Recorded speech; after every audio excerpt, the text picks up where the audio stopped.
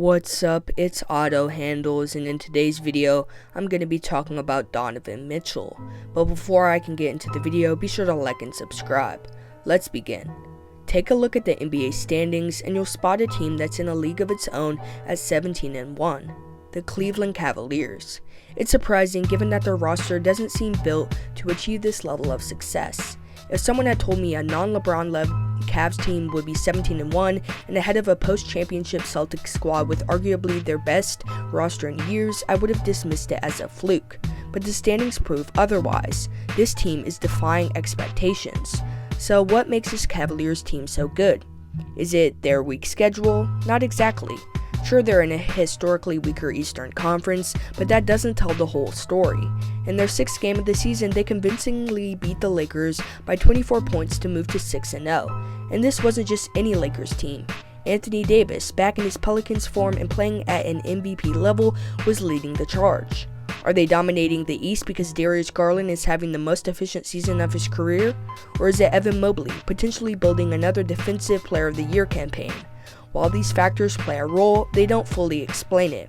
The key, in my opinion, lies with the former Louisville standout Donovan Mitchell. If this Cavs team doesn't boast the most talented young core in the NBA, why are they performing at their peak? Surely it must be their leading scorer Donovan Mitchell lighting it up with 30+ points per game, right? Surprisingly, that's not the case. In fact, Mitchell is having a relatively average season by his standards compared to last year. His stats even show a slight dip. He's averaging 24 points, 4 assists, and 4 rebounds per game while shooting 41% from 3 on 9 attempts. In his first year in Cleveland, Mitchell averaged 28 points per game on the highest shot volume of his career and finished 6th in MVP voting. That year, the Cavs were the 6th best team in the league, entered the playoffs as a 4th seed, and fell to the Celtics 4-1 in the second round.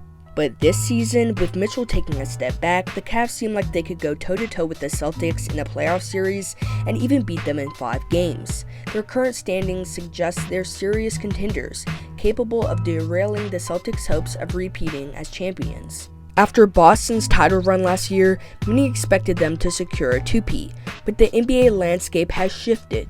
The last 6 championships have been won by 6 different teams, signaling the end of the Warriors-Cavs dynasty era. Now it seems like it's any team's championship to claim.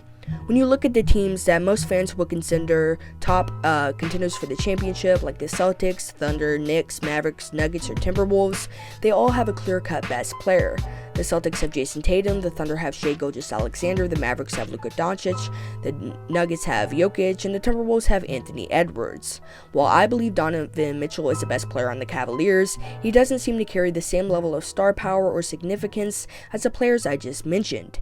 It's widely known that players are only considered true superstars if they can perform in the playoffs. Nobody wants a star who can only shine during the 82-game regular season, a stretch that doesn't grab as much attention. The NBA playoffs are the stage where everything is on the line, and where the best basketball team in the world is crowned. Ironically, Donovan Mitchell has been exceptional in the playoffs throughout his career. He made an immediate impact, taking down the reigning MVP Russell Westbrook and Paul George in the first round as a rookie. Mitchell is 7th all-time in playoff points per game, and the numbers show he's one of the best postseason performers ever, but he doesn't get treated that way. A big part of this is timing. Mitchell entered the league during the primes of players like Steph Curry, James Harden, Russell Westbrook, and Damian Lillard, so he was never in the position to take over as the face of the NBA. Meanwhile, Anthony Edwards came into a league that was looking for a new guard to carry the torch as the older stars started to fade. Edwards has had similar early success, even leading the Timberwolves to the conference finals. Despite Mitchell's leadership of the Utah Jazz in their playoffs, he doesn't receive the same level of respect as Edwards. It might come down to star power.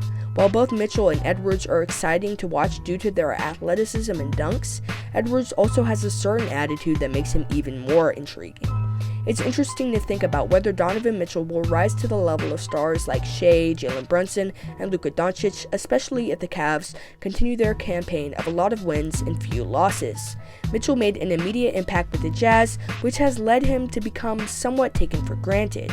He's often seen as a star but not quite a superstar.